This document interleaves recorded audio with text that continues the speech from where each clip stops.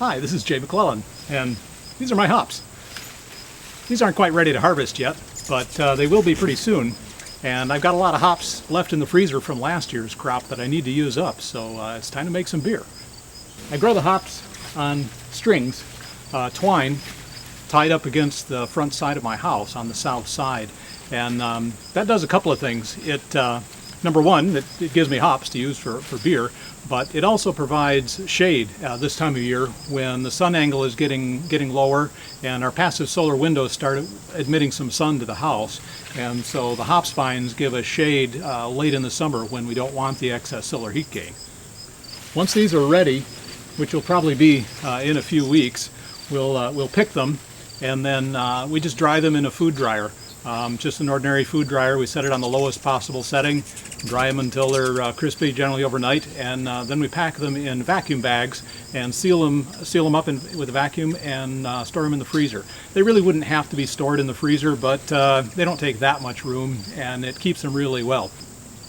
In this video, I'll show you how I brew beer using an all-grain process. It's a very common process that homebrewers use, and I'll be making actually 2 batches at once. But I'll focus on one of them during the brew process because it would be kind of confusing to switch back and forth between the 2 batches at different stages. So the main one I'm going to focus on is a raspberry amber. It's an amber ale with raspberry juice from raspberries that we grow right here. And the other batch that I'll be making at about the same time is a vanilla porter. So I hope you enjoy the video, and sit back and relax and have a beer while you watch.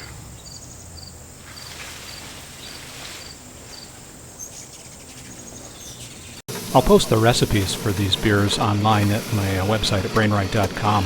And after buying the grain at my local brew shop, the first step was to crush it using my crusher. You can have it crushed right at the brew shop, but having your own crusher is kind of nice because it lets me control the fineness of the crush, and also lets me crush just what I'm going to use that day. Well, the crush looks pretty good. I've got reasonably finely crushed, but not crazy fine. We want kind of a good mixture and not too much tearing of the husks, so it looks about right. The next step is called mashing in, where we add warm water, aiming to bring the mash up to a temperature of 152 degrees Fahrenheit. A lot of different opinions on how to introduce the water to the mash, and honestly, I just do it. I don't try to go crazy about stirring it in gently. I just stir it in and call it good. It seems to work well for me. I do stir it though because sometimes there's like pockets of clumped grain. Yeah. And you want to get it mixed pretty well.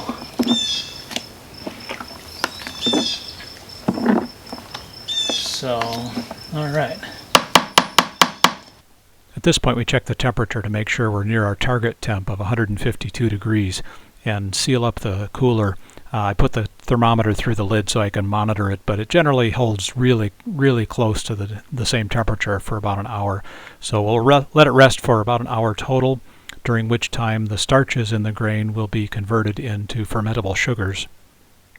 Well, I'm here today with my assistant brewer, my nephew Josh, and we've got the first batch mashing in the mash tun, and we've got water heating, and we'll be mashing out shortly as soon as the water comes up to temperature. Well, the mash has been sitting for about an hour at about 152 degrees Fahrenheit, and now we're going to mash out. So we've got the water heated to 168, and this water is enough for batch sparging, it's called, which is one of the simpler techniques for rinsing the sugar out of the grains. It's not as efficient as other types of sparging, but it's a lot easier. So we basically dump in a calculated amount of water at a calculated temperature, and then we'll start draining it off. The higher temperature is enough to stop the enzyme action. So all of the conversion of starches to sugars is now done. The next step is to try to separate out all the grain from the liquid. So we want to drain off clear liquid. And my mash tun has a false bottom, like many do, which is a pretty coarse screen in the bottom, And so when I start running liquid out of it, what I get first is going to be quite cloudy. And what we need to do is let the grains settle onto that false bottom and turn into a filter that's going to filter out the particles and get us clear liquid coming out. So what I do, there are lots of ways to do this, but this is called recirculating, and the way I do it is to simply run off some wort into a pitcher and dump it back in until I see it running clear. So I have a hose that I can hold above the level of the liquid, and that's just how I control the flow. It's easy that way. And so I run off at least a pitcher full of this. We aren't going to waste it, we'll just put it right back in. But and we don't want to run it off too fast either, because we can compact the grain bed if we go too fast. But honestly, I've never had a problem with that because I don't brew with ingredients that tend to get gummy, and I have a lot of grain husks in there, so compacting the grain bed is more of a problem if you use things like oatmeal that tend to get kind of gooey. So I ran off one pitcher, and I ran that kind of quickly, but the first one doesn't really seem to matter much. I would just run off a couple of them just sort of rapidly, and then I'll close the valve down and just run off nice and slowly, because the first bit that comes out really is just lots and lots of chunks, and I actually don't mind compacting the grain down a little bit down onto that false bottom. Okay, that's starting to look not too terribly bad. Still quite a lot of cloudiness in there, and so I'm going to pour it back in, but we're getting closer. And so now I'll close this valve off quite a bit, so we're just getting a trickle out, and that's where I want to be. And it's looking pretty clear. It's still hazy, but it's going to be, that's not really going to change. But what I don't want to see is lots of chunks coming out. I want to see the particles getting filtered out pretty well. So now we do the runoff into the kettle, and we'll close things up, put the lids on, and let it run off nice and slowly, but not too slowly. And should take something like half an hour to drain it out. Well, we finished the runoff and we got just 7 gallons. Our target volume was 6.5, so we're a little bit over that, which is fine, but we'll probably lengthen the boil time a little bit. Next we'll use a propane burner to bring the wort up to a boil. While it's coming to a boil, we'll clean out the mash tun and save the spent grain for Josh's chickens. Oh, the chickens will like that. We're not quite up to boiling yet, but we're getting there, and you can see we're already getting quite a bit of foam. Let's go ahead and stir it a little bit. And when it does come to a boil, that foam can quickly turn into a boil over. So a couple ways around that. One is to not fill the kettle so darn full, but that wasn't the choice here, so these firm caps, they're really meant to control foam during fermentation, but they work during the boil to supposedly have very little effect on the finished product, but they kill the foam quite a bit during this stage. And you can see how that foam just dissipates quite readily. There'll still be a little bit coming up, but much less, and so it really helps prevent boilovers. So the dosage is approximate. I usually use about 1 drop per gallon. So our thermometer says we're 4 degrees below boiling point, 4 degrees Fahrenheit below boiling point. The thermometer may be off a little bit, but this is not a full boil yet. Yep, okay, we got a full rolling boil now. Stirring it doesn't damp it down. A little bit of foaming, but it seems to be under control. Most home brew kettles are not this tall, and they're bigger around, and that's better for boiling. You have a larger surface area, you can boil it off faster. But I got one that's narrower and taller because at the time I got it, I was using an electric stove, and I needed one that would fit the burner on the stove. So this is what I have. It works fine. It just doesn't boil off quite as fast as a larger diameter kettle would.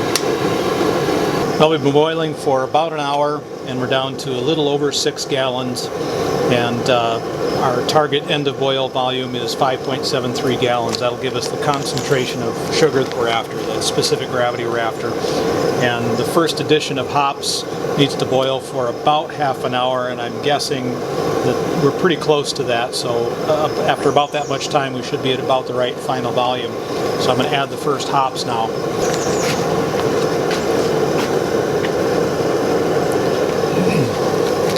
So So these are hops that I grew last year, which was 2016, and I packed them in vacuum bags with a food saver vacuum bagger, and then had them in the freezer. So they keep just fine. These are Cascade hops, and at this stage I'm adding 2 ounces.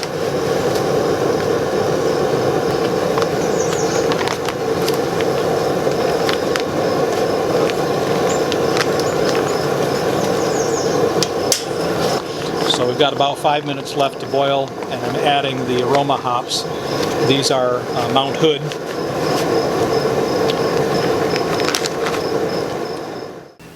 Okay, boil's done. We've got our wort chiller coil. Lower it into the hot kettle, and then we'll circulate cold water through it.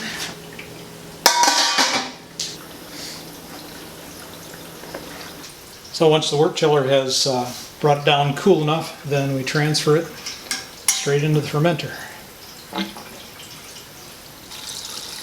I have a screen inside the kettle that'll block most of the hops, so we should get a fairly clear transfer.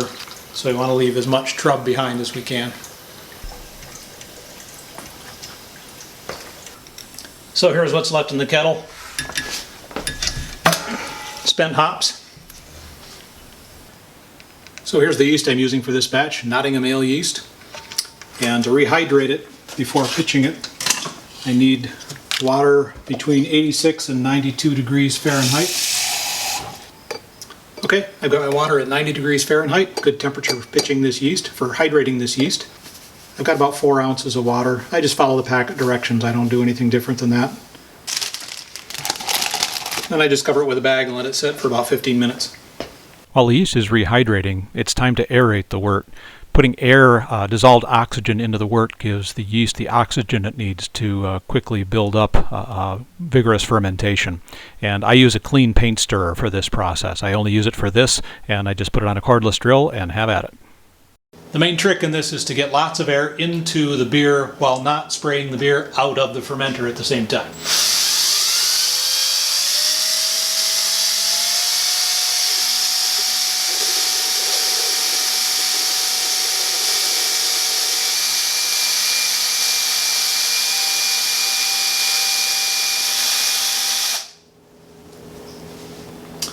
Okay, my wort is at room temperature and it's well aerated, and I've got my yeast.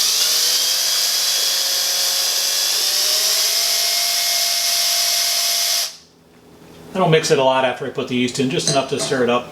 I forgot to check the specific gravity of the wort before aerating it, so I'll do it now. I just have to push the foam out of the way to drop the hydrometer in. My original gravity was 1.045 for this batch, which should give an alcohol content of about 5%. Plastic bucket fermenters just have a snap-on lid. We snap it on so it's airtight, put an airlock in, and wait for bubbles. Here's the amber ale and the vanilla porter fermenting together in the bathtub, and by the next morning I had bubbles on both of them. So the yeast took right off and is fermenting away nicely. I put them in the bathroom partly just in case of accidental overflow, but also checking the temperature, I can see it's a bit warmer than I really want for this type of ale yeast. It's really on the borderline temperature-wise. Here's a view from my infrared camera where you can see that the amber ale on the left is over 74 degrees Fahrenheit, and the vanilla porter is almost as warm. That's a bit warm for ale yeast, so to cool them down I'll run some cold water in the bathtub, and that should get them down around 70 degrees Fahrenheit, which is a better temperature for this yeast. I waited a couple days until the fermentation had slowed down, but is still going because I want to add the raspberry juice to the raspberry amber at this point. And I want fermentation still going on so that the carbon dioxide will displace any air that I introduce into the bucket when I add the juice. But I didn't want to add it right at the beginning because the fermentation will also tend to drive off some of the raspberry aroma. I'm using raspberries that we picked last year and that have been in the freezer since then. And I'm starting with 7.5 pounds of frozen raspberries, putting them into a colander and draining off the juice. And I'm only going to use the clear juice for the ale. I strained out all the pulp, leaving just the clear juice to use for adding the raspberry to the raspberry ale. And the remaining pulp then we used for another purpose by making it into a pie. And it made a really good pie, so we didn't let any of this go to waste. 1.7 liters and just about exactly 7 cups from 7.5 pounds of berries.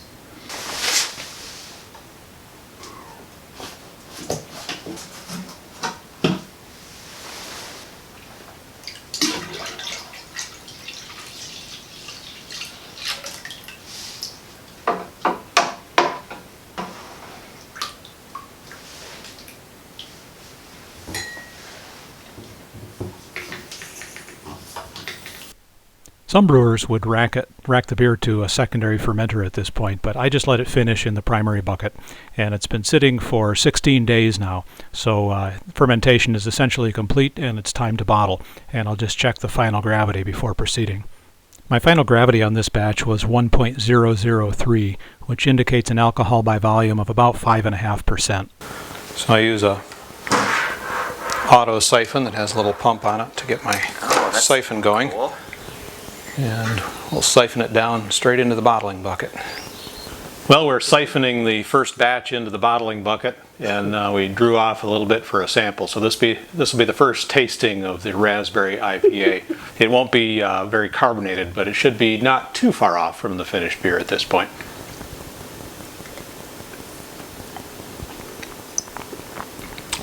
Oh, that's good.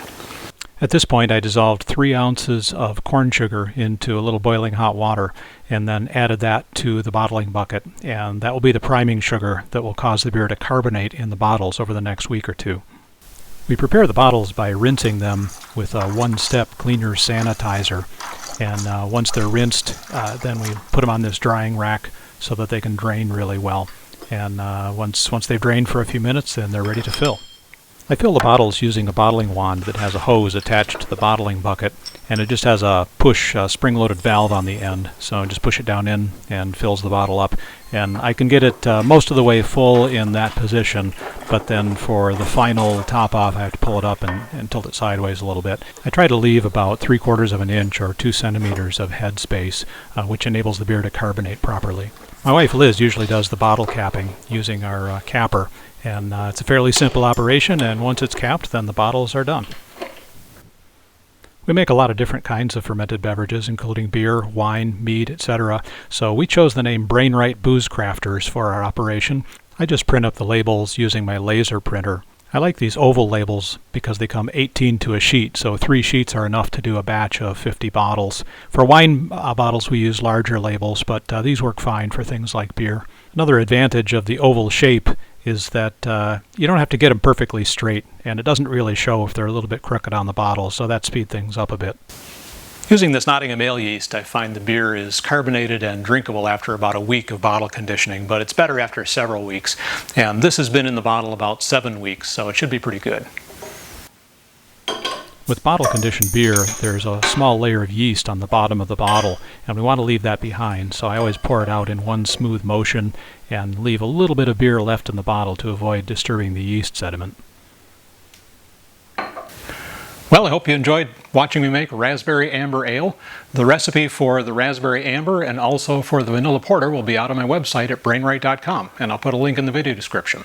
Thanks for watching.